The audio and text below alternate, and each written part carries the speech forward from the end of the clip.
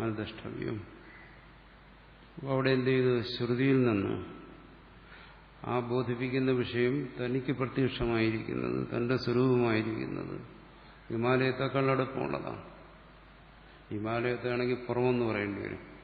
ഇതിനെയാണെന്നോ അകമെന്നോ പുറമെന്നോ പറയാൻ വയ്യാത്ത രീതിയിൽ സർവവ്യാപിയായിരിക്കുന്ന തത്വമാണ്.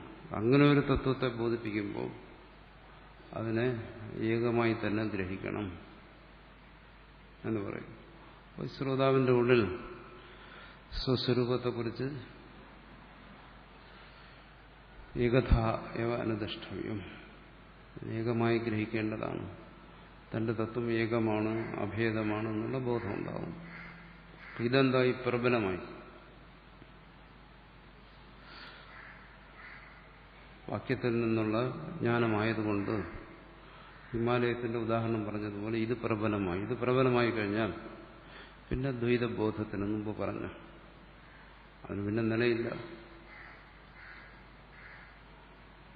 പിന്നെ ദ്വൈതബോധത്തിന് നിൽക്കാൻ കഴിയത്തില്ല. അതിന്റെ പ്രാബല്യം നഷ്ടപ്പെട്ടു. പക്ഷെ ഈ ബോധം ഉണ്ടാകുന്നത് വരെ ആ ദ്വൈതബോധത്തിനാണ് പ്രാബല്യം. അതിനെ നിഷേധിക്കുന്നു. എങ്ങനെ? താത്വികമായി നിഷേധിക്കുന്നു എന്നാണ്. ദ്വൈതപ്രതീതിയെ നിഷേധിക്കുകയല്ല. ഈ ദ്വൈതപ്രതീതി ഇത് ശരി തന്നെയാണ്. മേശയായിട്ടും പുസ്തകമായിട്ടും തന്നെയാണ് പ്രതീതി. പക്ഷെ അവിടെ പറയുന്നത് എന്താണ്? ക്ഷുദ്ര വിസ്ഫുലിംഗ എന്ന് പറയുന്നുണ്ടെങ്കിലും പറയുന്നത് അതിലൊരു ഏകത്വമുണ്ട്. അതിനെ ഗ്രഹിക്കാനാണ്. ആ പ്രതീതിയിലെ തത്വത്തെ ഗ്രഹിക്കുക. അല്ല, പ്രതീതി മാറുന്നില്ല. അഗ്നിയിൽ നിന്ന് വിസ്ഫുലിംഗം ഉണ്ടായിക്കഴിഞ്ഞാൽ അഗ്നി വേറെ, വിസ്ഫുലിംഗം വേറെ. ഈ പ്രതീതി മാറ്റം ഉണ്ടാക്കത്തില്ല. പക്ഷെ അതിലെ തത്വത്തെ ഗ്രഹിക്കും. രണ്ടിലും ഒരേ പ്രകാശമാണ്, രണ്ടിലും ഒരേ ഉഷ്ണമാണ്, രണ്ടും ഒരേ തത്വമാണ് എന്നും ഗ്രഹിക്കുന്നു. അതുപോലെ ഇവിടെ ഒരേ തത്വമാണ്. സ്വയം തന്നിൽ നോക്കിയാലും ജാഗ്രത സ്വപ്ന സുഷുപ്തികളിൽ ഒരേ തത്വമാണ്. പ്രപഞ്ചത്തിലായാലും ശബ്ദസ്പർശരൂപരസാദികളിൽ ഒരേ തത്വമാണ്, ഒരേ സത്താണ്. അതിനുള്ള യുക്തികളും മറ്റും പറയുന്നു. ആ ഒരേ തത്വം എന്ന് വെച്ചാൽ ഏക സ്വഭാവമാണ് എന്നുള്ള ബോധം. ഈ ബോധം ഈ നാനാത്വബോധത്തെ നിഷേധിക്കുന്ന ഒന്നാണ്. എങ്ങനെ നിഷേധിക്കുന്നു? നാനാത്വബോധത്തെ ഇല്ലാതാക്കുകയല്ല. നാനാത്വബോധം പരമാർത്ഥമല്ല എന്ന് ബോധിക്കുന്നു. നാനാത്വം അനുഭവിക്കുന്നുണ്ടെങ്കിലും അതല്ല പരമാർത്ഥം, മറിച്ച് ഏകത്വമാണ് പരമാർത്ഥം. അതാണ് നാനാത്വബോധത്തെ നിഷേധിക്കുന്നു എന്ന് പറഞ്ഞാൽ. ഈ ബോധത്തിൽ നാനാത്വബോധം അപ്രത്യക്ഷമാകുന്നു എന്നല്ല. എങ്ങനെ അപ്രത്യക്ഷമാകുന്നത്? ജാഗ്രതത്തിൽ ഈ നാനാത്വബോധത്തോടുകൂടിയിരിക്കുന്നു. സുഷുപ്തിയിൽ ഈ നാനാത്വബോധം അപ്രത്യക്ഷമായി അവിടെ ഇല്ല. അതുപോലെ ജാഗ്രതത്തിൽ ഇത് അപ്രത്യക്ഷമാകുന്നു എന്നല്ല. സുഷുപ്തിയിൽ അപ്രത്യക്ഷമായതുപോലെ നാനാത്വബോധം അപ്രത്യക്ഷമായിട്ട് അവിടെ വേറൊരു ബോധം വരിക. അങ്ങനെ ആ നാനാത്വബോധത്തിൽ അതിന്റെ തത്വത്തെ ഗ്രഹിക്കുന്നു. അതിന് പറയുന്ന എന്താണ്? സൈന്ധവ ഘനവത് പ്രജ്ഞപ്ത്യേക സ്വഭാവം ഏകരസ നൈരന്തര്യ അവധാരണ. അതാണ് പറയുന്നത്. സൈന്ധവ ഘനവത്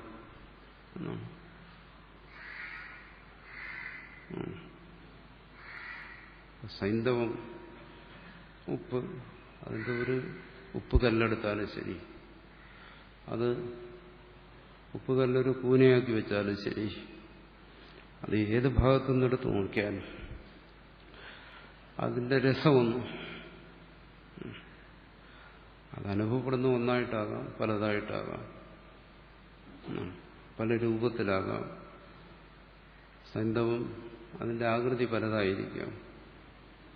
അതുകൊണ്ട് തന്നെ അതിന് പേര് പറയാം. ഇത് ഉരുണ്ടിരിക്കുന്നതാണ്, അതുകൊണ്ട് ഇത് ഉരുണ്ട സൈന്ധവമാണ്, ഇത് നീണ്ടതാണ്, ഇത് പരന്നതാണ്, ഘനമുള്ളതാണ്. അപ്പോൾ സൈന്ധവത്തിന്റെ പേര് മാറാം, ഉപ്പിന്റെ രൂപം മാറാം, ഒന്നായിരിക്കാം, പലതായിരിക്കാം. അപ്പോൾ സൈന്ധവത്തെ കാണുന്ന ഒരുവന് ഈ പ്രതീതിയെ മാറ്റാൻ കഴിയത്തില്ല. ഭേദപ്രതീതി മാറ്റാൻ കഴിയത്തില്ല. പക്ഷേ അയാൾക്കൊന്നും മനസ്സിലാക്കുന്നു, ഇതെല്ലാം സൈന്ധവം തന്നെയാണ്. എന്തുകൊണ്ട്? ഇതിനെല്ലാം ഏകരസമാണ്. ഉപ്പെന്ന് പറയുന്ന ഒരു രസമാണ്.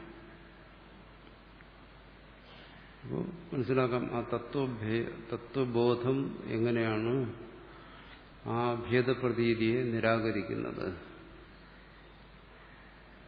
ഭേദപ്രതീതി മാറിയതിനു ശേഷം അതിന്റെ സ്ഥാനത്ത് ഏകത്വബോധം വന്നിരിക്കുകയല്ല ചെയ്യുന്നു.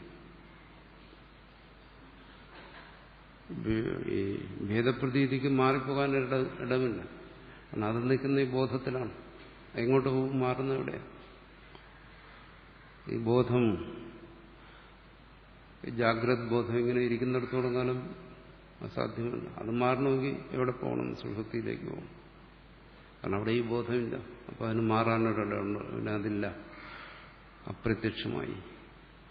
ജാഗ്രത് ബോധത്തിൽ അങ്ങനെയല്ല, ഭേദബോധം നിലനിൽക്കും. അങ്ങനെ നിലനിൽക്കെ സൈന്ധവഘനത്തിന്റെ രസത്തെ ഗ്രഹിക്കുന്നവൻ, രസത്തെ ഗ്രഹിക്കുന്നവൻ പറയുന്നത് ഏത് ആകൃതിയിലിരുന്നാലും എന്ത് പേരിലിരുന്നാലും ഇതിന്റെ തത്വം ഒന്ന് തന്നെ. അത് സംശയം ഉണ്ടാകും. ആ ഉപ്പിന്റെ കൂനയിൽ മേളിലുള്ളത്, താഴെയുള്ളത്, അടിയിലുള്ളത്, ഉള്ളിലുള്ളത്, ഏതിനെങ്കിലും കൂടി സംശയം ഉണ്ടാകും. ഇത് ഉപ്പാണോ? ഒരു സംശയം ഉണ്ടാകുന്നില്ല. അതിന് കാരണം എന്താ? അതിന്റെ തത്വം ഒന്നാണ്, രസം ഒന്നാണ്. അവരിവിടെയും മനസ്സിലാക്കുന്ന എന്താണോ? ഇത് ഒരു സത്താണ്, അല്ലെങ്കിൽ ഇത് ഒരേ ഒരു സച്ചിദാനന്ദമാണ്. അതിലൂടെ പറയുന്നു പ്രജ്ഞപ്തി. ഇവിടെ അങ്ങനെ പറയുന്നു, സത്തെന്നോ അല്ലെങ്കിൽ ബോധമെന്നോ അങ്ങനെ പറയും. ഒരേ ഒരു ബോധത്തിലാണ് നാനാപ്രതീതി. ആ പ്രതീതികൾ എങ്ങനെയെല്ലാം മാറി മാറി വന്നാലും ആ ഓരോ പ്രതീതിയും, ഭിന്നങ്ങളായിരിക്കുന്ന ഓരോ പ്രതീതിയും അത് ബോധമാണ്. ശബ്ദം എന്നുള്ള പ്രതീതി, സ്പർശം എന്നുള്ള പ്രതീതി, രൂപപ്രതീതി, രസപ്രതീതി, ഗന്ധപ്രതീതി, ഉദാഹരണമായി പറഞ്ഞാൽ ഈ ഓരോ പ്രതീതിയും ബോധമാണ്. പ്രതീതി എന്നുള്ള നിലയ്ക്ക് വ്യത്യാസമില്ല. എല്ലാ ഉപ്പുകല്ലുകളും ഒരേ ഒരു രസമാണ്, ഉപ്പാണ്. പക്ഷെ അവിടെ പ്രതീതി വ്യത്യാസമില്ല. ചിലത് ഉരുണ്ടിരിക്കുന്നു, ചിലത് പരന്നിരിക്കുന്നു, നീണ്ടിരിക്കുന്നു. അതുപോലെ ഇവിടെയും നാനാത്വം അനുഭവപ്പെടുന്നു. പക്ഷെ അതിന് തത്വം ഒന്നാണ്, പ്രജ്ഞപ്തി. അതാണ് തത്വഗ്രഹണം എന്ന് പറയുന്നത്. ആ തത്വഗ്രഹണത്തിന് ഈ ഭേദപ്രതീതിയെ നിരാകരിച്ചിട്ട് അതിന്റെ സ്ഥാനത്ത് ഉള്ള ഒരു പുതിയ ബോധം അങ്ങനെ നിൽക്കാൻ പറ്റത്തില്ല. മറിച്ച് ആ തത്വബോധത്തിൽ ഭേദപ്രതീതി നിലനിൽക്കുന്നു. അതാ സംഭവിക്കുന്നു. ആണ് ഇതെല്ലാം സൈന്ധവരസമാണ്, ഉപ്പാണ് എന്നുള്ള ആ ബോധത്തിൽ തന്നെ നാനാ ഉപ്പ് പരലുകൾ, ആ ബോധത്തിൽ തന്നെ. അദ്വൈത ബോധത്തിന് ഭേദപ്രതീതിയെ നിരാകരിക്കാൻ കഴിയത്തില്ല. ഭേദപ്രതീതിയെ നിരാകരിക്കണമെങ്കിൽ സുഷുപ്തിയിലേക്ക് പോവുക, അല്ലെങ്കിൽ സമാധിയിലേക്ക് പോവുക, മൂർച്ഛയിലേക്ക് പോവുക, അതൊക്കെ സാധ്യമാണ്. അതുകൊണ്ടിവിടെ ഏകധാന ദ്രഷ്ടവ്യം എന്ന് പറയുന്നതിന്റെ താല്പര്യം ഭാഷകാരൻ പറയുകയാണ്. ഇത് സൈന്ധവ ഘനവത് പ്രജ്ഞപ്തിയേകരസം നൈരന്തര്യ അവധാരണ. സർവത്ര ജ്ഞപ്തി ബോധം തന്നെയാണ്. അതിനെ ജ്ഞപ്തി എന്ന് പറയുന്നത് ആ നാനാത്വത്തിൽ നിന്ന് അതിനെ വേർതിരിക്കാൻ വേണ്ടിയിട്ടാണ്. സാധാരണ ബോധം എന്ന് പറഞ്ഞാൽ അത് പലതാണ്, മേശയാണ്, കസേരയാണ് എന്നുള്ള ഈ ബോധം. എന്നാൽ ആ എല്ലാ ബോധത്തിലും കാണുന്ന പൊതു സ്വഭാവം, അതാണ് ജ്ഞപ്തി എന്ന് പറയുന്നത്.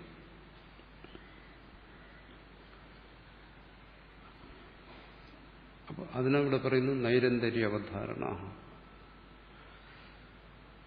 അശ്വിനി ചെയ്യുക സ്വപാകേജ പണ്ഡിത സമദർശന എന്നൊക്കെ പറയുന്നിടത്തതാണ്. അവിടെ ഭേദം അവിടെ നിലനിൽക്കുന്നു, ഭേദത്തെ മാറ്റാൻ കഴിയുന്നില്ല. അശ്വിനിയുണ്ട്, സ്വപാകനുണ്ട്, പണ്ഡിതനുണ്ട്, ബ്രാഹ്മണനുണ്ട്, പുരുഷനുണ്ട്, സ്ത്രീയുണ്ട്. തത്വം ബോധം ഈ ഭേദത്തെ നിരാകരിക്കുന്നില്ല. പക്ഷെ അതിനുള്ള ഒരു നൈരന്തര്യമുണ്ട്. എന്തിന്റെ? സത്തയുടെ അല്ലെങ്കിൽ ജ്ഞപ്തിയുടെ, ബോധത്തിന്റെ ഒരു നൈരന്തര്യം. അതാണ് ഇവിടെ പറയുന്ന ഏകതത്വം, ഏകഥ ഏവ അനുദ്രഷ്ടവ്യം. ആ നൈരന്തര്യ ബോധം എങ്ങനെ വരണം പറയുന്നു? അവധാരണ രൂപത്തിൽ വരണം. അവധാരണ നിശ്ചയം, അത് നിശ്ചയ രൂപത്തിൽ വരുന്നു. അതിനാണ് തത്വജ്ഞാനം എന്ന് പറയുന്നത്. അതാണ് തത്വം. ആ നൈരന്തര്യം, ജ്ഞപ്തിയുടെ നൈരന്തര്യം, ഏകരസം, ഏകസ്വഭാവം, അതാണ് ജ്ഞാനം. പക്ഷെ ആ ജ്ഞാനത്തിൽ എന്തു പറഞ്ഞ അവധാരണം, നിശ്ചയം വരിക എന്ന് പറയുന്നത് എന്താ? കാരണം ഇവിടെ ഭേദബുദ്ധിയുണ്ട്. ഈ തത്വത്തെ ഗ്രഹിക്കുന്നത് തന്നെ എവിടെ? ഭേദത്തിലാണ് തത്വത്തെ ഗ്രഹിക്കുന്നത്. ഭേദബുദ്ധി നിലനിൽക്കുന്നതുകൊണ്ടാണ് തത്വബോധത്തിന്റെ ആവശ്യം വന്നത്. ഇത് ആപേക്ഷികമാണ്. ഭേദബുദ്ധി ഇല്ലെങ്കിൽ പിന്നെ അവിടെ തത്വബോധത്തിന്റെ ആവശ്യം തോന്നും. ഉദാഹരണം സുഷുപ്തിയൻ, അവിടെ ഭേദബുദ്ധിയില്ല, അതുകൊണ്ട് തന്നെ അവിടെ തത്വബോധത്തിന്റെ ആവശ്യമില്ല. ജാഗ്രത അങ്ങനെയല്ല. ജാഗ്രത ആരംഭിക്കുന്നത് തന്നെ ഈ ഭേദബുദ്ധിയോടുകൂടിയാണ്. ഭേദബുദ്ധി ഉള്ളിടത്ത് തത്വജ്ഞാനത്തിന്റെ ആവശ്യം. അതുകൊണ്ടാണ് സുഷുപ്തിയിൽ തത്വജ്ഞാനത്തിന്റെ ആവശ്യം ഇല്ലാത്തത്. ജാഗ്രതത്തിൽ ഭേദബുദ്ധി നിൽക്കുന്നതുകൊണ്ട് അവിടെ തത്വബോധത്തിന്റെ ആവശ്യം വരുന്നു. എന്ത്? ആ ഭേദത്തിന്റെ തത്വം. അപ്പോൾ അവനെ സംബന്ധിച്ച് ഭേദത്തിൽ തത്വം, തത്വത്തിൽ ഭേദം, ദോഷമില്ല. ഭേദബുദ്ധി തത്വത്തിലായതുകൊണ്ട് ആ ഭേദബുദ്ധി ദോഷം ചെയ്യുന്നില്ല. ഭേദബുദ്ധിയിലാണ് ആ തത്വം, അതുകൊണ്ട് അത് ദോഷം ചെയ്യുന്നില്ല.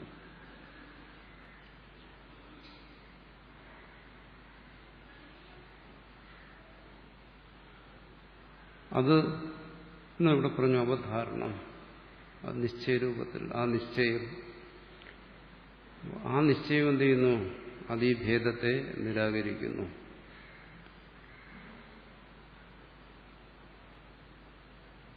ഭേദത്തെ നിരാകരിക്കുന്നതാണ് ആ നിശ്ചയം. അല്ലെങ്കിലോ അത് നിശ്ചയരൂപത്തിലല്ലെങ്കിലോ അതിനൂടെ നിധിധ്യാസനം എന്ന് പറയുന്നു, അവധാരണം. അല്ലെങ്കിലോ ഈ ഭേദബുദ്ധി ആ തത്വബുദ്ധിയെ നിരാകരിച്ചുകൊണ്ടിരിക്കും. അതാണ് നമ്മൾ പരാതി പറയുന്നത്.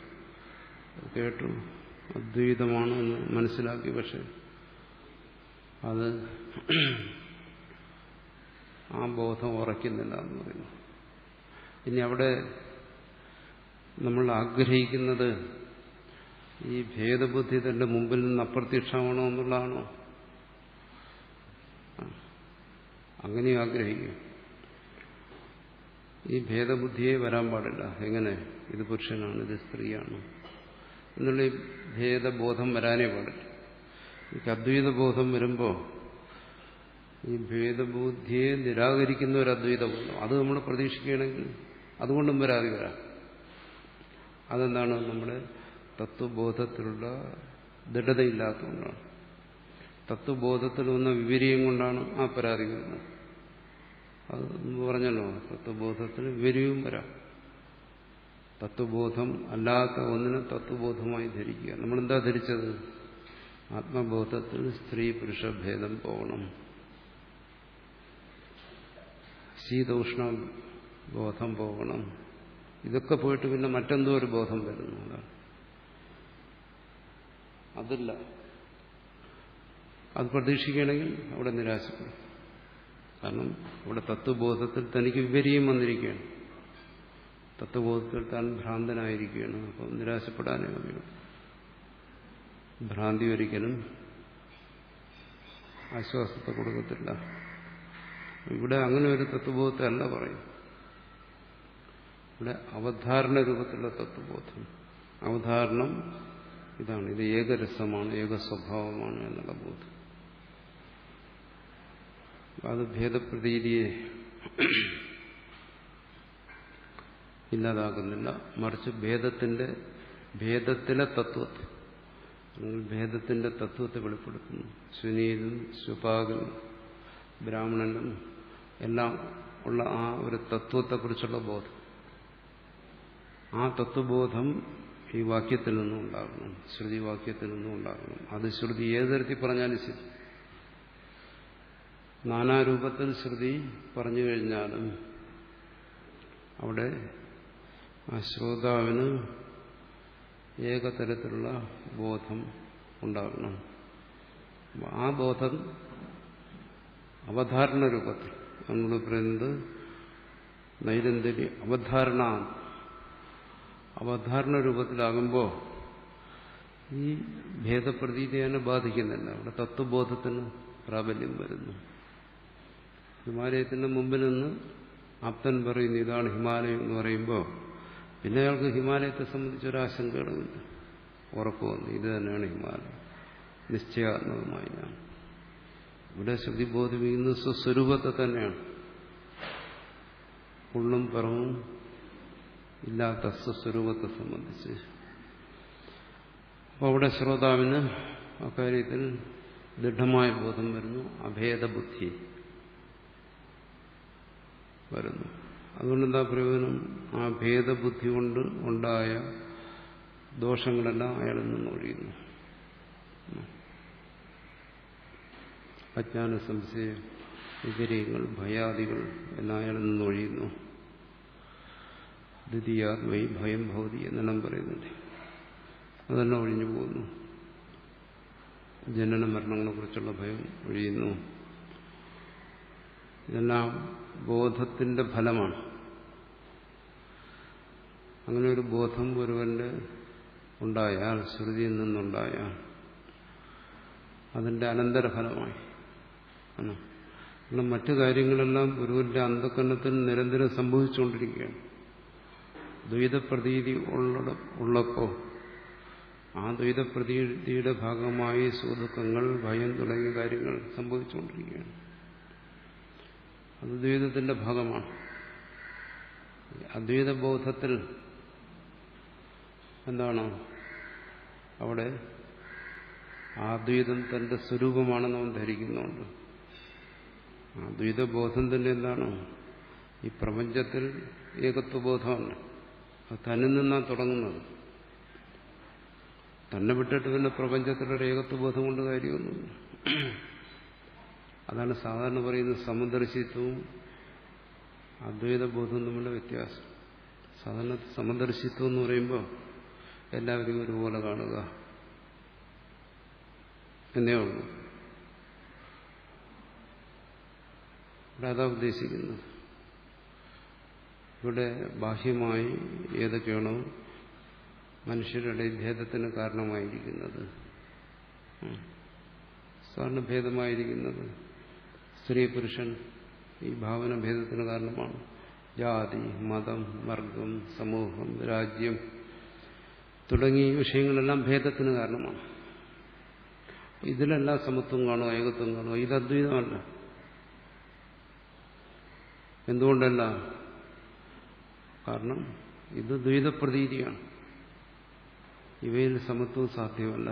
അതുകൊണ്ട് ഇവിടെ സമത്വം ഇവിടെ നിന്ന് ആരംഭിക്കുന്നത് തന്നിൽ നിന്നാണ്, ബാഹ്യമായിട്ടല്ല. തന്നിലാണ് ആ സമത്വത്തെ കണ്ടെത്തേണ്ടത്. സമം സർവേഷു ഭൂതേഷു തിഷ്ഠന്തം പരമേശ്വരം. അപ്പൊ തന്നിൽ സർവ്വഭൂതങ്ങളിലും ഇരിക്കുന്ന സമത്വമാണ് തന്നിലിരിക്കുന്നത്. സാക്ഷാത്കാരം എന്ന് പറയുന്നത് തന്നിൽ സംഭവിക്കണം. അത് തന്നോടാണ് ഏറ്റവും അടുത്തിരിക്കുന്ന തന്റെ സ്വരൂപമായിട്ടാണ് ഇരിക്കുന്ന ആ സമവസ്തു. ആ സമവസ്തു ആണ് സർവത്തിലും എന്നുള്ള ബോധം. അങ്ങനെ വന്നാലേ സമത്വം വരത്തുള്ളൂ. അല്ലാതെ ഈ ലോകത്ത് സമത്വം വരുത്താൻ ആര് ശ്രമിച്ചാലും നടക്കത്തില്ല. ലോകത്തെ സമീപീകരിക്കാൻ സാധ്യമല്ല ഒരിക്കലും. പിന്നെ ബാഹ്യമായ വിഷയങ്ങളിൽ ചില കുറച്ച് ഏറ്റക്കുറച്ചിലുകളൊക്കെ വരുത്താൻ പറ്റും.